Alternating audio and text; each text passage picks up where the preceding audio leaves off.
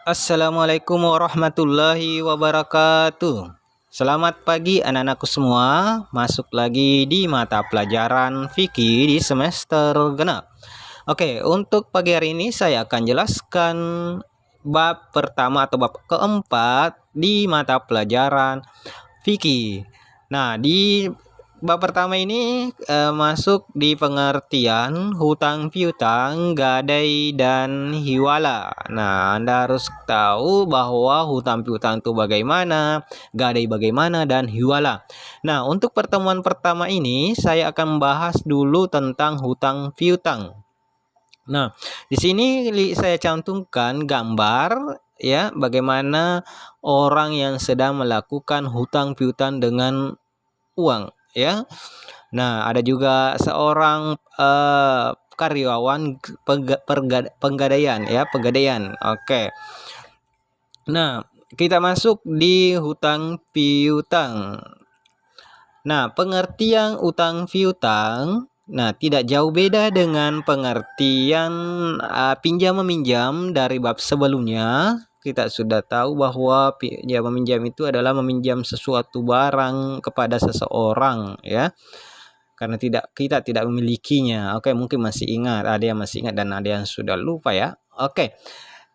Selanjutnya, kita lihat di sini utang piutang adalah memberikan sesuatu kepada seseorang dengan perjanjian bahwa dia akan mengembalikan sesuatu itu dengan yang diterimanya dalam jangka waktu yang sudah disepakati. Nah, utang piutang ini disebut dengan dain.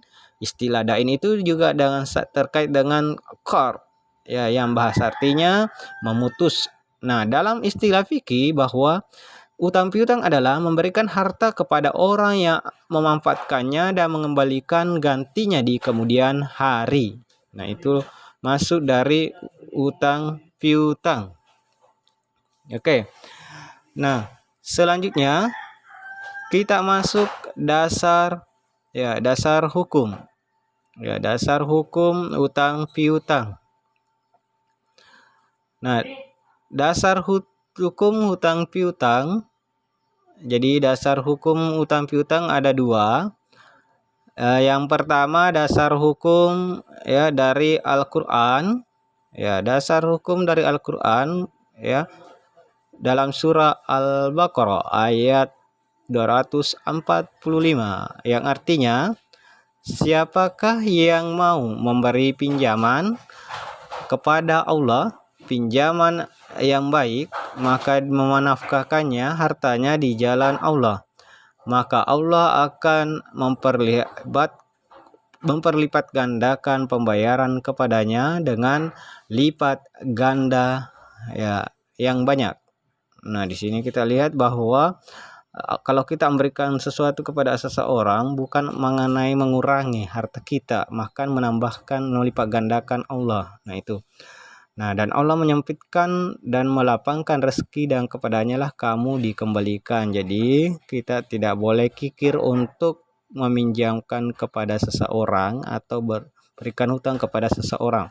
Nah, itu untuk mengenai dasar hukum dalam Al-Qur'an. Nah, selanjutnya dalam hadis Rasulullah Shallallahu alaihi wasallam. Nah, dalam hadis Rasulullah Shallallahu alaihi wasallam yang artinya tidak ada seorang muslim yang memberikan hutang kepada seorang muslim dua kali. Nah, tidak ada seorang muslim yang memberikan hutang kepada seorang muslim dua kali kecuali, ada perkecualian. Nah, bagaimana supaya orang muslim itu tidak memberikan pinjam hutang kepada orang dalam dua kali kecuali seolah-olah dia telah bersedekah kepadanya dua kali. Maksudnya itu seolah-olah dia tidak ikhlas untuk melakukan pinjaman kepada seseorang atau utang kepada seseorang ya, tidak ikhlas. Nah, itu. Nah, kita masuk di hukumnya.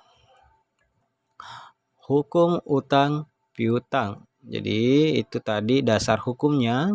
Nah, ada yang mendasari tadi ya, ada dasar hukumnya. Nah, sekarang kita mau tahu apa aturan hutang piutang ya.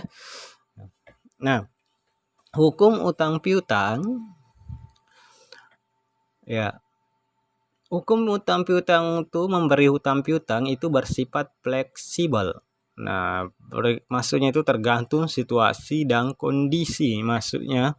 Nah, ada beberapa hukumnya, aturannya. Yang pertama, hukum orang yang berhutang yaitu boleh atau mubah. Sedangkan orang yang berikan hutang hukumnya sunnah sebab ia termasuk orang yang menolong sesamanya. Jadi itu boleh, ada juga sunnah. Nah, yang berikutnya, hukum orang yang berhutang menjadi wajib apabila kita mau memberikan hutang kepada seseorang itu hukumnya wajib, maka orang yang berhutang itu menjadi wajib jika peminjam itu benar-benar dalam keadaan mendesak atau terdesak, agak gana dan sebagainya. Kita bisa berhutangkan misalnya hutang beras bagi orang yang kelaparan dan sebagainya. Hukum itu bisa menjadi haram apabila kita memberikan hutang itu yang dilarang dalam ajaran, memberi minuman keras, menyuap pelacur dan sebagainya. Jadi ada sunnah, mubah dan wajib. Dan ada pula haram. Nah, itu masuk hukum dari hutang piutang. Nah, kita tidak sembarang memberikan hutang kepada seseorang. Apabila dia mau berhutang untuk membeli minuman saja atau menyuap pelacur dan sebagainya, itu haram kita berikan hutang kepada seseorang itu. Nah, kita pindah ke adab hutang piutang. Nah, ada tata caranya untuk hutang piutang. Seorang yang berhutang berniat dengan sungguh-sungguh ingin melunasi hutangnya dengan cara halal. Jadi, apabila kita mau memberikan hutang kepada seorang itu harus niat yang baik, ya. Kita mau apabila yang mau berhutang harus mengembalikan dengan cara yang halal juga.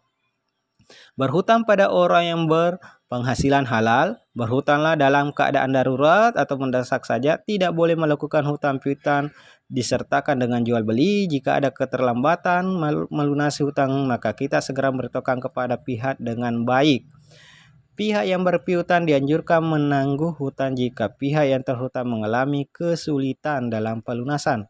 Menggunakan uang hasil perhutang dengan benar, berterima kasih kepada orang yang berpiutang atas bantuannya. Jadi itulah adatnya kalau kita mau berhutang. Kalau kita sudah berikan hutang kepada seseorang, maka kita harus juga berterima kasih. Jangan sudah diberikan hutang, sudah berikan pertolongan, ya begitu-begitu saja ya, tidak ada ucapan terima kasih ya.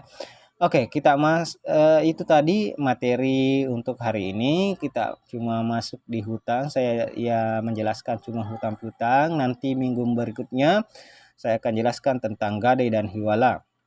Nah, semoga anak-anakku bisa paham dan mengerti yang saya tadi jelaskan. Oke, jadi saya akan mau berikan tugas sedikit tentang bagaimana Anda bisa paham materi yang saya sudah berikan tadi. Nah, tugasnya yaitu silahkan tulis kisah nyata. Jadi silahkan masing-masing tulis kisah nyata minimal 5 baris yang pernah Anda alami, yang pernah kalian alami dalam kondisi utang piutang. Nah, contohnya saya pernah lupa bawa uang pas saya mau membeli ya di kantin, lantas ada sahabat saya yang baik, jadi saya akan berhutang kepada seseorang, kepada sahabat itu. Nah, itulah ya, uang sebesar misalnya 10.000. Jadi nanti besok saya akan bayar dengan uang 10.000 juga. Jangan sampai Anda mau menambahkan atau itu namanya riba ya. Oke, kan sudah saya jelaskan pertemuan sebelumnya tentang riba. Jadi Anda sudah paham pasti ya. Oke, jadi kalau sudah Anda tulis kisah nyata tentang kalian Anda, maka silahkan foto dan silahkan diupload di e-learning di K13. Oke, itulah materi untuk hari ini. Semoga bermanfaat. Wabillahi taufiq wal hidayah. Wassalamualaikum warahmatullahi wabarakatuh.